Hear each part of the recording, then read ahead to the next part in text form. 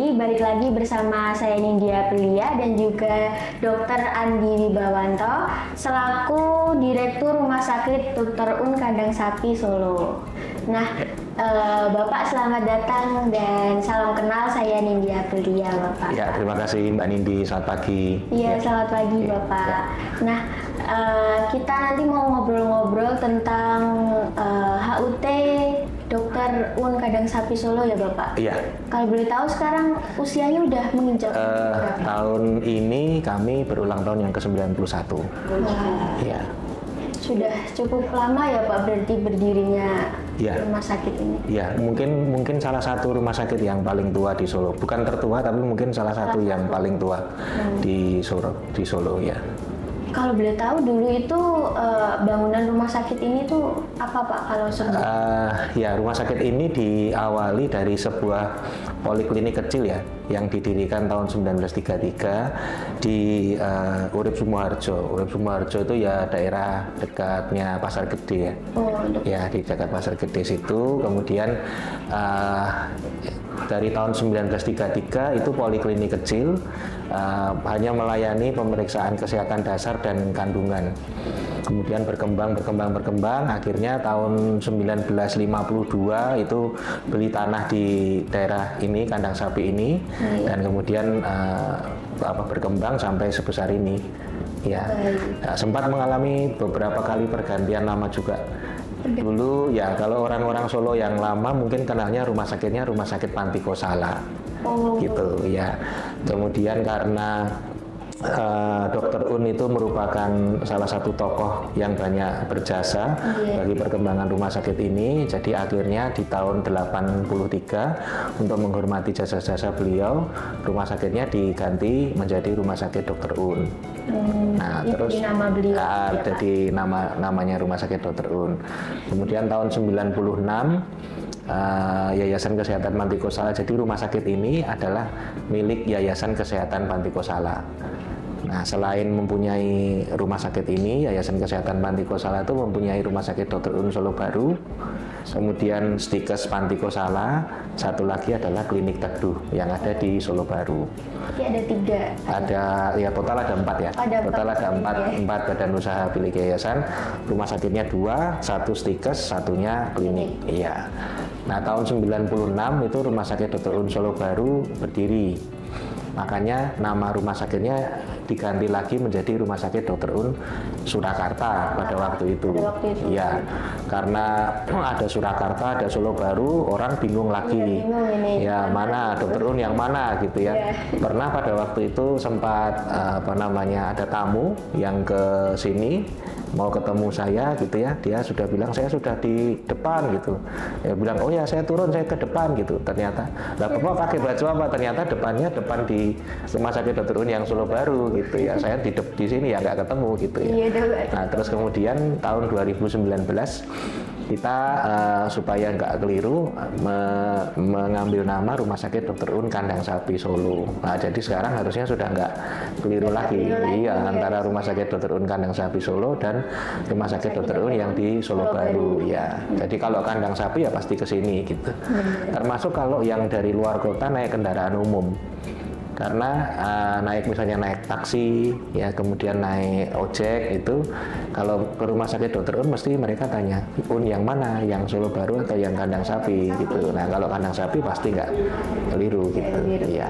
Jadi itu sejarahnya gitu. Sempat berganti nama tadi. Berarti pergantian namanya juga lucu banget itu Pak ini. Iya, ganti nama orang-orang yang biar nggak keliru. Dan kebetulan karena kita ini terletak di Kampung Kandang Sapi. Nah, jadi ini kan di wilayah Tegalharjo, Kelurahan Tegalharjo, terus kemudian kampungnya Kampung Kandang Sapi. Iya, jadi mengambil nama Rumah Sakit Dr. Un Kandang Sapi. Iya. Baik, untuk selanjutnya nih Pak ada tentang HUT yang ke-91 Rumah Sakit Dr. Un yang Kandang Sapi Solo ini. Ada rangkaian acara apa sih Pak yang diselenggarakan sama rumah sakit untuk memperingati HUT-nya ini? Ya, teman-teman sudah mempersiapkan serangkaian acara sih banyak. Ya nanti ulang tahunnya kan jatuh pada tanggal 29 Januari. Iya. Jadi 29 Januari nanti ada nonton bareng.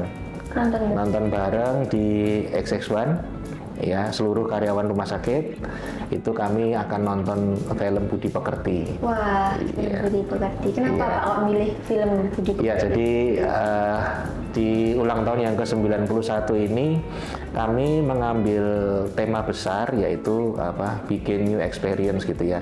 Jadi kita kepingin memberikan pengalaman berinteraksi yang baik dengan customer rumah sakit, baik itu pasien, keluarga maupun customer internal sendiri. Nah, kita melihat bahwa kalau rumah sakit itu secara umum ya pelayanannya hampir sama, tetapi kami lebih menekankan bahwa sisi humanis, sisi kasih sayang itu harus lebih dikedepankan dalam memberikan pelayanan kesehatan gitu. Makanya kami mengambil tema besar yaitu bikin new experience, itu tujuannya supaya ada pengalaman baru bagi customer yang berinteraksi dengan layanan kami gitu. Nah, tentunya dengan adanya pengalaman baru, pelayanan yang penuh kasih sayang ini, kita merasa teman-teman karyawan itu juga harus diberi suatu wawasan tentang bagaimana Budi Pekerti yang baik gitu ya. Nah, dan kebetulan ada film bagus tuh Budi Pekerti ya, yang sempat tayang mungkin di Desember awal atau November ya. Terus kita merasa wah ini filmnya bagus nih untuk karyawan bisa lihat gitu. Akhirnya kita komunikasikan dengan pihak XX1 dan boleh, jadi akhirnya kita nonton film itu. Kalau selain nonton bareng ada acara lagi nggak Pak? Acara untuk rangkaian acara tentunya banyak ya. Jadi ke pasien-pasien nanti mungkin ada semacam kayak perayaan kecil-kecilan ya, syukuran kecil-kecilan ke pasien-pasien.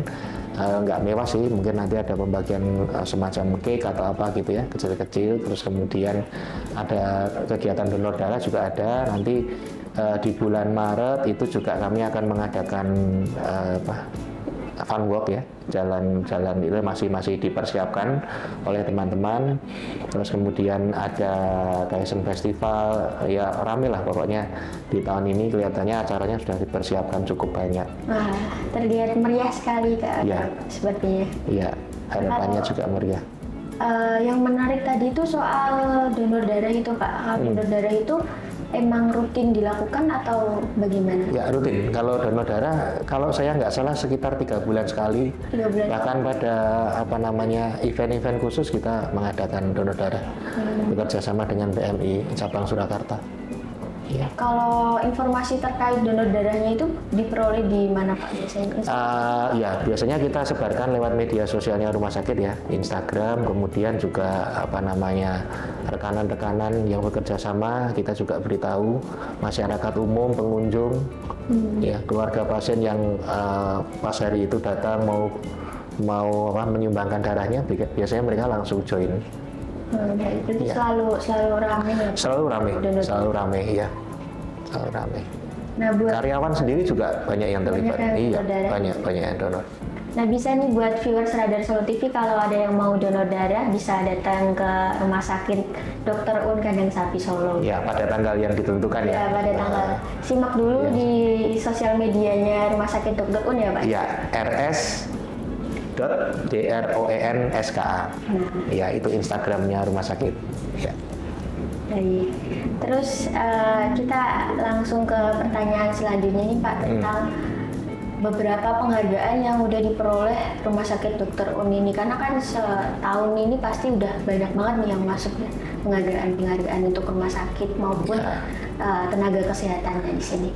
Ya, jadi kita bersyukur karena sepanjang tahun 2023 itu Rumah Sakit Dr. Un Kandang Sapi memperoleh beberapa penghargaan ya. Jadi mulai dari penghargaan untuk public relation itu kami dapat dari Pria Award ya, Public Relation Indonesia Award ya, itu bulan Maret. Terus kemudian kami juga mendapat penghargaan untuk di Perhimpunan Rumah Sakit Seluruh Indonesia. Pada waktu itu ada lomba, kami ikut, itu kami dapat di kategori patient safety dan kategori etik, itu kami dapat. Terus kemudian penghargaan dari Bio Farma untuk rumah sakit swasta terbaik di Jawa Tengah. Ya, itu kami juga dapat. Kami bersyukur sekali sih, bersyukur pada Tuhan dan teman-teman juga memberikan pelayanan yang terbaik ya. Jadi senang gitu. Kita yang bagian nerima penghargaannya, tapi pelayanannya yang teman-teman lakukan. Iya. Hebat banget Pak berarti ya pelayanan. Ya, bersyukur semua berkat Tuhan ya. Terima kasih. Nah, untuk layanan-layanan unggulannya itu apa saja Pak? Kalau dilihat dari penghargaannya kan banyak nih. Ya, jadi kalau layanan unggulan di Rumah Sakit Dr. Kandang Sapi Solo ini ada 2, yaitu layanan bedah dan kemudian layanan ginekologi onkologi. Tetapi bukan berarti hanya itu saja yang baik ya, enggak gitu ya. Memang layanan unggulannya itu karena jumlah pasiennya memang sangat tinggi. Tapi layanan-layanan lain juga kami tetap memberikan pelayanan yang terbaik gitu ya. Nah, kebetulan di kami ini juga ada dilengkapi dokter-dokter spesialis yang cukup lengkap ya. Jadi bahkan sampai ke subspesialis. Jadi buat masyarakat Solo dan sekitarnya yang kepingin berobat ke Rumah Sakit Dr. Kandang Sapi, silahkan disimak itu ya, silahkan dibaca, dilihat bahwa banyak spesialis-spesialis yang subspesialis itu berpraktek di sini. Jadi lebih leluasa bagi masyarakat untuk bisa memanfaatkan layanan, untuk bisa memilih dokternya mau kemana ya. Seperti bedah ortopedi aja, kita ada bedah ortopedi yang umum, kemudian ada bedah ortopedi yang khusus tulang belakang, ada bedah ortopedi yang khusus tangan gitu ya. Yang dokter obstetrik ginekologi, dokter kandungan itu ada dokter kandungan, ada yang subspesialis rekonstruksi ginekologi ya, itu juga ada, dan termasuk jarang juga di Solo. Penyakit dalam juga lengkap subspesialisnya, ada alergi imunologi, kemudian hematologi onkologi, kemudian endokrin, geriatri, jadi cukup lengkap, infeksi gitu. Jadi masyarakat bisa melihat, bisa menyimak bahwa layanan kesehatannya cukup banyak gitu. Ini cukup lengkap sekali ya. Cukup lengkap ya. Bisa diakses lewat website kami ya, www.droenska.com. Ya. Baik, buat viewers Radar Solo TV, jangan lupa kalau mau cek layanan kesehatan di Rumah Sakit Dr. Kandang Sapi Solo bisa cek websitenya langsung bisa. Ya. Ya. Nah, kita langsung lanjut lagi nih Pak, tentang sarana dan juga prasarana yang ada di Rumah Sakit Dr. Un ini. Apakah ada pembangunan lagi atau apa gitu Pak untuk meningkatkan? Ya, kalau sarana prasarana kami bersyukur karena yayasan itu menyediakan fasilitas kesehatan yang cukup lengkap ya. Jadi peralatan medis kami juga mempunyai, dari dibelikan oleh yayasan. Jadi ada MRI 1,5 Tesla, kemudian ada CT scan 128 slice, pemeriksaan ronsen digital, kemudian panoramik yang untuk foto gigi. Itu ada yang 3 dimensi, jadi itu kami juga ada.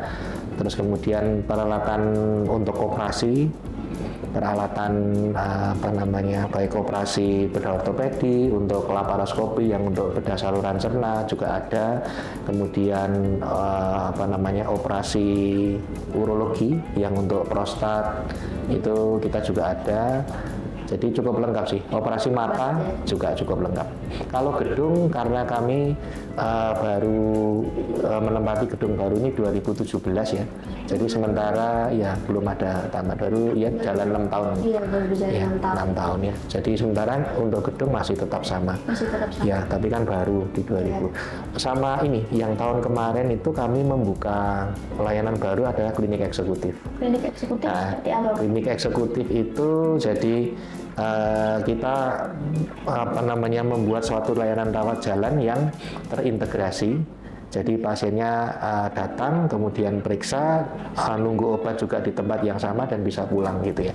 Jadi one stop service gitu. Oh iya, Itu 10 Oktober 2023. Jadi sudah bisa berarti. sudah bisa. Masyarakat Solo juga bisa memanfaatkan layanan klinik eksekutif di Rumah Sakit Dr. Un Kandang Sapi Solo. Dan untuk melakukan pendaftaran itu bisa menggunakan aplikasi.